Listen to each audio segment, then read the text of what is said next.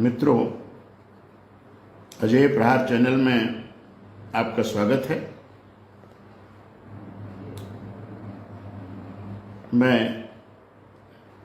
देवरिया के विज्ञान संचारक समूह के संयोजक श्री अनिल कुमार त्रिपाठी जी, सह संयोजक श्री सौरभ त्रिपाठी जी और श्रीमती होरा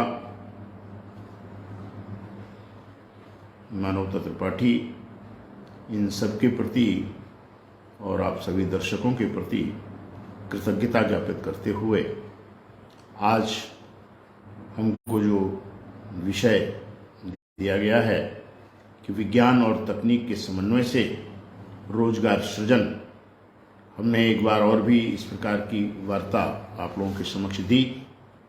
ये उससे कुछ भिन्न तथ्य इसमें रखने की हम कोशिश करेंगे। इसमें कोई दो राय नहीं है कि आज हिंदुस्तान में बेरोजगारी का तांडव है और उस बेरोजगारी के तांडव के प्रति कुछ हमारी दोषपूर्ण पद्धतियां हैं, दोषपूर्ण सोच हैं और हम उसको युगानुरूप बदल नहीं पा रहे। भारतीय परंपराओं में कभी भी नौकरी के प्रति आकर्षण नहीं रहा। अगर आप अपने मूल स्वरूप की बात करते हैं तो हमेशा ये कहा गया, उत्तम खेती मध्यम बान, बान माने व्यवसाय, उत्तम खेती मध्यम बान, और निषिद्ध चाकरी, यानी चाकरी को बिल्कुल निषिद्ध, नौकरी को निषिद्ध माना गया, निषिद्ध चाकरी, भीख निदान। अगर चाकरी में आप जा रहे हैं तो उससे अच्छा भिक्षावृत्ति में चले जाएं, वो ज़्यादा। ये हमारा एक मूल आदर्श रहा है इस देश का, तब तक जब तक हमारे ऊपर आक्रमण नहीं हुए, जब तक हमारे ऊपर विदेशी सत्ता का नियंत्रण नहीं हुआ, जब तक हम गुलामी के दौर में नहीं गए, तब तक हमारा आदर्श यही था जो मैंने अभी आपको बताया। जब हमारी शिक्षा पद्धति को बदल दिया गया, सब जानते हैं, इतिहास जानता है, हर व्यक्ति जानता है, जो सत्ता में बैठा है वो भी जानता है, जो विपक्ष में बैठा है वो भी जानता है कि जब से लॉर्ड मैकाले की एजुकेशन हिंदुस्तान में थोपी गई, जब से गुरुकुल ध्वस्त कर दिए गए, उनको अवैध घोषित कर दिया गया,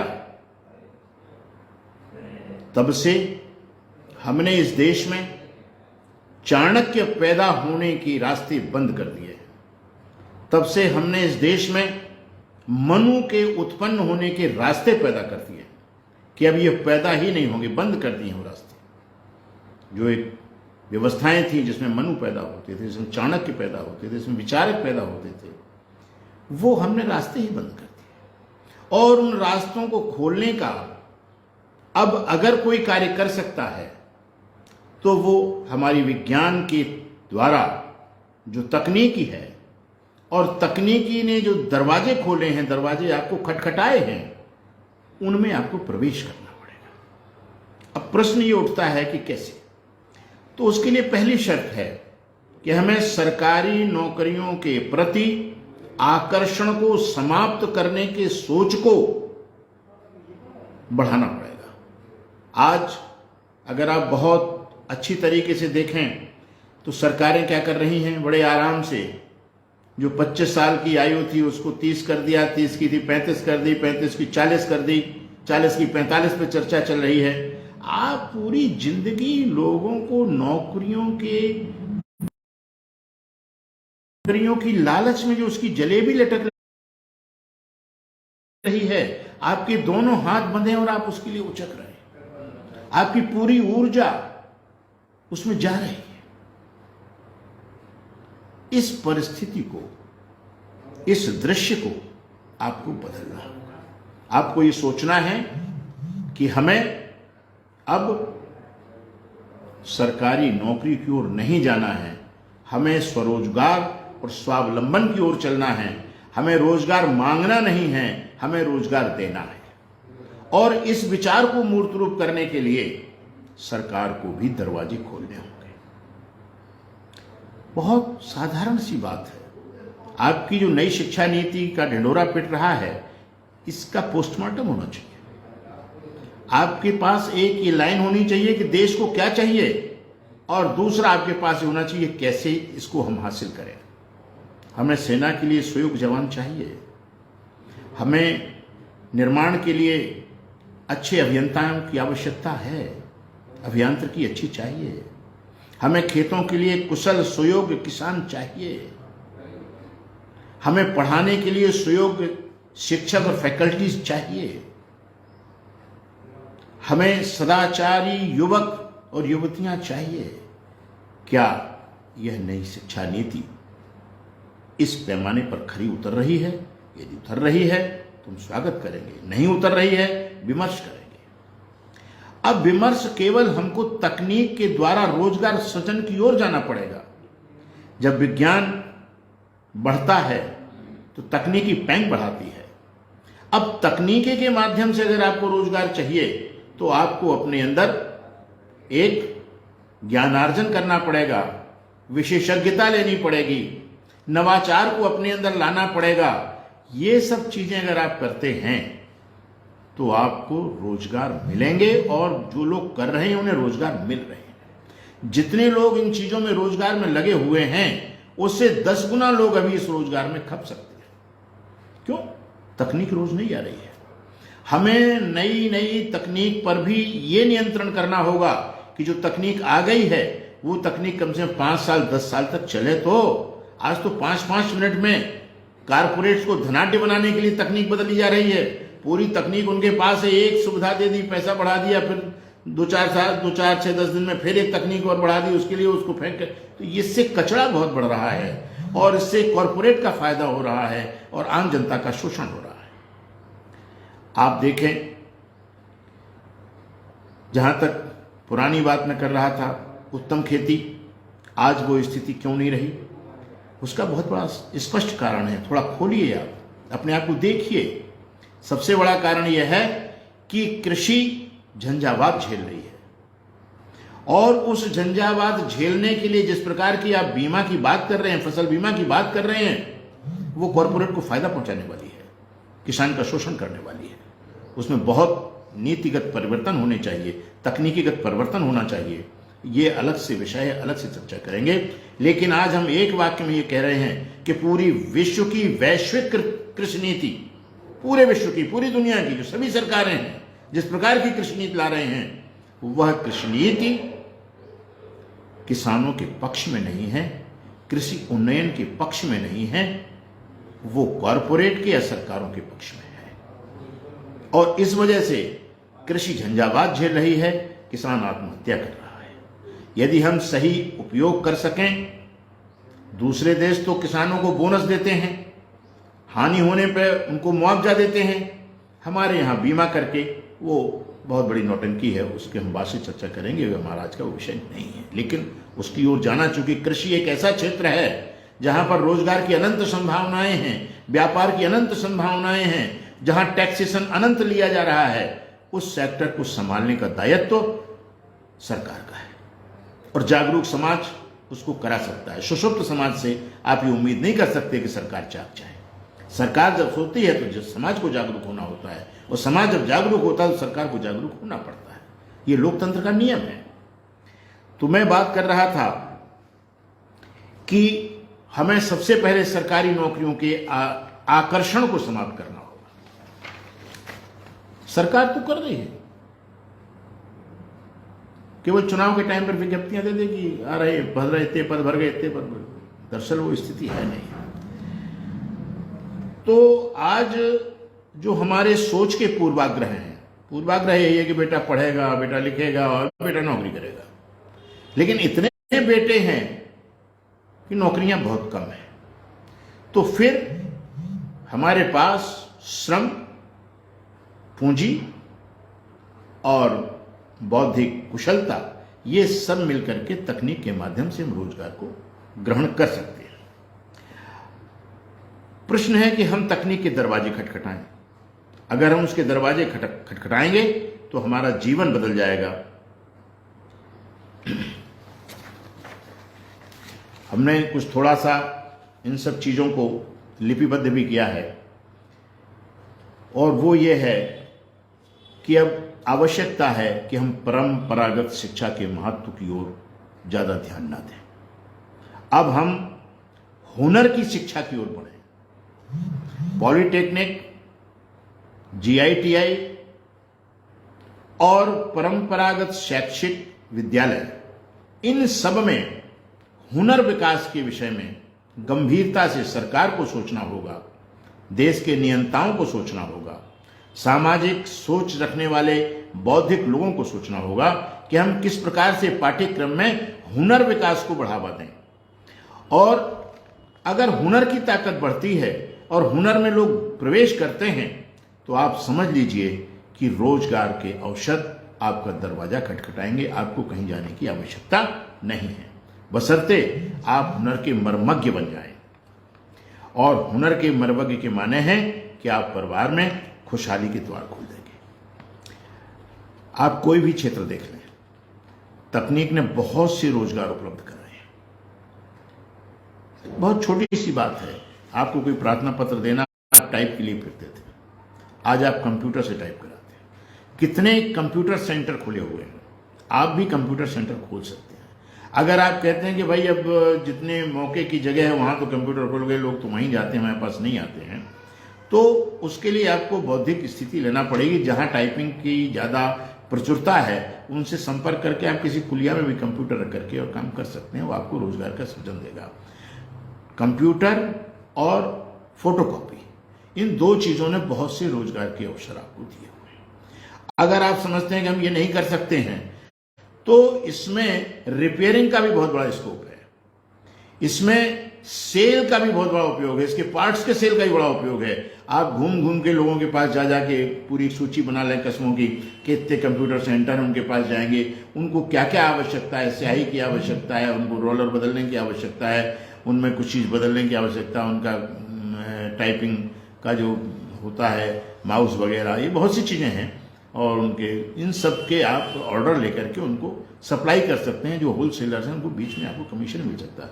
तो मतलब इसमें रोजगार में प्रवेश करने में आपको सफलता मिल सकती है, उसके सेल में सफलता मिल सकती है, और उसकी मार्केटिंग में सफलता मिल सकती है, और उसकी मरम्मत में सफलता मिल सकती है। एक है चीज़ कंप्यूटर एंड फोटोकॉपी, इसमें आप देखिए कितने लोग लगे हैं, और आप अगर गौर से देखेंगे तो इसमें भी संभावनाएं बहुत हैं, संभावनाओं की कमी नहीं है। और इसके बाद आप देखें तो गली गली में महिलाओं से लेकर पुरुषों तक सिलाई मशीनें चल रही हैं, और उनके पास समय नहीं है, उनके पास और अच्छी उनको सिलाई मिल रही है, उनकी अच्छी इनकम है। तो आप चाहें तो थोड़ा सा प्रशिक्षण लेके सिलाई का कार्य कर सकते हैं। बहुत छोटा 5-6 हज़ार की पूंजी लगती है, बहुत ज़्यादा पूंजी उसमें नहीं लगती है। लेकिन अगर आप सोचते हैं कि साहब कौन ये करे, तो आप उन सब लोगों का सर्वे करके, सिलाई मशीन में बहुत सी चीज़ें लगती हैं, डोरा लगती है, निडल लगती है, उसका एक ऑयल लगता है, और बहुत सी चीज़ें लगती हैं, उनका आप सप्लाई कर सकते हैं। सिलाई मशीनें खराब होती हैं, उनकी आप रिपेयरिंग कर सकते हैं। सिलाई मशीनें जो चाहते हैं उनको आप दे सकते हैं, इसमें भी बहुत सा है। और आप ऑटोमोबाइल में अगर चले जाएं, ऑटोमोबाइल में तो सब कुछ आता है, बाइक आती है, स्कूटी आती है, कार, रिक्शे, ऑटो रिक्शे हैं, और बैटरी के रिक्शे, बहुत सी चीज़ें, ट्रैक्टर, बस, ट्रक, डंपर, यानी कितना सामान ऑटोमोबाइल में आता है। उसमें जो आपको अच्छा लगे, उसमें ड्राइविंग से लेकर के, रिपेयरिंग से लेकर के, पार्ट सप्लाई से लेकर के, सेल से लेकर के, इतने अनंत रोजगार के अवसर हैं कि उनमें आप चाहें दरवाजा खटखटाएं और उसमें बेधड़क प्रवेश करें। लेकिन बस आपको ज्ञानार्जन करना पड़ेगा, आपको उसकी स्किल डेवलप करना पड़ेगी, हुनर विकास की ओर आपको अपना पूरा का पूरा ध्यान केंद्रित करना पड़ेगा। इसके अलावा अगर आप देखते हैं घरेलू मरम्मत में, आप देखिए घरेलू मरम्मत में इतना है कि हर घर में वॉशिंग मशीन है, हर घर में एसी है, फ्रिज है, कूलर है, और बहुत सी चीज़ें हैं जो घरेलू उपकरण होते हैं, प्रेस करने वाला भी, बहुत सी चीज़ें हैं, उनकी आप सूची लगाइए। उनमें से आप किस चीज़ में काम कर सकते हैं? घरों में आप नॉक करना शुरू कर दीजिए कि मंगलवार को इस मोहल्ले में, बुधवार को उस मोहल्ले में, और उन मोहल्ले में केवल आप देखें तो देखने में आप देखेंगे बहुत से लोग कहेंगे भैया हमारे, अरे 5-5, 10-10 रुपए की अगर आप 200 आदमियों को आपने ठीक कर दिया, आपका काम हो गया। तो इनकी रिपेयरिंग, इनकी सेल, इनके पार्ट्स, इनकी सेवाएं, इनको अगर आप देते हैं तो इसमें भी आपको रोजगार के अनंत अवसर हैं, इसमें कोई दो राय नहीं है। आप आराम से इन सब चीज़ों में अपनी बात कर सकते हैं। इसमें आप पार्ट सेल कर सकते हैं, इसमें आप रिपेयरिंग कर सकते हैं। और बिजली की फिटिंग, बिजली की फिटिंग जब आप सीख जाएंगे तो बहुत आसान कार्य है। और इसमें आप जिस दुकानदार से सामान खरीदते हैं वो आपको कमीशन भी देगा, और जिसको आप सुविधा देते हैं वो आपको पारिश्रमिक भी देगा। आप अपनी 1-2-3-4 लोगों की टीम तैयार कर सकते हैं, 3-4-5 घरों में एक साथ, सरकारी बिल्डिंगों में एक साथ आप फिटिंग कीजिए। उसमें भी आपके पास फिटिंग अकेले में आपका रोजगार चल सकता है। फिर आइए अब नल की फिटिंग। नल में आज की तारीख में जो नए मकान बन रहे हैं उसमें बहुत से नल लग रहे हैं, बहुत से लग रहे हैं, और उनको तो मिस्त्रियों की आवश्यकता है, मिस्त्री मिलता नहीं है। आप लोगों को अपने मोबाइल नंबर्स बांट दीजिए, अपने छोटे छोटे विजिटिंग कार्ड बांट दीजिए मोहल्लों में कि कॉल कीजिए हमारे, और अपनी एक टीम बना लीजिए। आपके पास कॉल आया भैया वहां चले जाओ, आपका कॉल आया वहां चले जाओ। आप ये भी कर सकते हैं कि रजिस्ट्रेशन करा लीजिए हमारे यहाँ, हम आपके यहाँ 45 मिनट में मिस्त्री भेज देंगे। ये कीजिए ना, तकनीक ने जो आपके दरवाजे खोले उनको आप उपयोग कीजिए ना। आप केवल सरकारी नौकरी के आकर्षण मत रहिए। बहुत से रोजगार के अवसर हैं जिसे आप ये सब आसानी से कर सकते हैं। जनरेटर है, इन्वर्टर है, बैटरी रिपेयरिंग है, बैटरी की मरम्मत है, पुरानी बैटरी लेके नई बैटरी की सप्लाई करना है। कितनी चीजें सब तकनीक ने दी है ना। इन तकनीक की, इन चीजों का आपको प्रयोग करना चाहिए। आरओ प्लांट्स देख लीजिए आप एल्कलाइन वाटर बनाने की तकनीक लोगों को देना शुरू कर दीजिए। आप सीजन में मिट्टी के कच्चे घड़े रख लीजिए, इसके बाद उनको उपलब्ध कराते रहिए। उसमें एल्कलाइन वाटर बनाने का जो सिस्टम है उसका अध्ययन कर लीजिए और आप देखिए, अरे आप केवल कच्चे घड़े में एक छोटा सा तांबे की प्लेट और उसमें तांबे का वायर जो ऊपर, उसके ऊपर ओंठ पे लग जाए, ढक्कन हो, और आप रात में उसको डाल दीजिए, सवेरे उसको निकाल के बोलिए इसको साफ कर लिया कीजिए। 2 घड़े दे दीजिए, 100-150 रुपए के घड़े आप आराम से दे सकते हैं, लोग ले लेंगे। और उसमें जो आरओ का वाटर हो घड़े में भरें, घड़े में उस प्लेट को डालें, थोड़ा सा वायर लगा के, और हर 12 घंटे में प्लेट से बदल दें और उन पानी को पीजिए। वो आपका बहुत अच्छा वाटर हो जाएगा। तो मेरा कहने का मतलब, इन सब चीज़ों का अध्ययन कीजिए, इन सब पर ज्ञानार्जन कीजिए, और इसमें आप रोजगार के अवसर तलाशिए। कैसे नहीं रोजगार मिलता, कैसे नहीं बेरोजगारी मिलती है। हाँ, आप केवल सरकारी फार्म भरोगे, घर वालों पर टैक्स करोगे, और फिर इसके बाद आप इंटरव्यू में लगोगे, और इंटरव्यू लेने वाले रात के 12 बजे तक इंटरव्यू चलाते हैं। तो ये सब तो एक, उसमें भ्रष्टाचार भी बहुत है, और आप भ्रष्टाचार में जाना चाहते हैं। आप तो कोई, हम भ्रष्टाचार न करने देंगे न करने देंगे, हम तो स्वरोजगार अपनाएंगे। तो इस प्रकार से बहुत सी चीजें हैं जिनमें आप अपने रोजगारों को का भाग्य अपना आजमा सकते हैं। बुंदेलखंड क्षेत्र में खासतौर से गौशालाएं बहुत बढ़ रही हैं, लेकिन गौशालाएं बढ़ रही हैं, आपने अच्छी उन्नत किस्म की गायें रखी, आप देख लीजिए कि उसको दोहने वाले लोग नहीं मिलते हैं। 5-5, 6-6 लीटर की 4 गाय आपने रख दी, उसकी दोहने की समस्या है। आप स्किल डेवलप कीजिए, उसके दोहने को कीजिए। अगर आप केवल किसी एक कस्बे में अच्छी नस्ल की गायें लोगों को रखवाएं और उनके दोहने का इंतजाम करें, उनकी जो समय बच्चा देता है उसका पूरा एक मैकेनिज्म समझें, क्या क्या गाय को खिलाना है, कैसे बीमार नहीं होगी, कैसे इसके इतने रोग हैं, कैसे बहुत छोटी छोटी सी बातें हैं जो किसी भी पशु चिकित्सक से और किसी से भी आप सीख सकते हैं।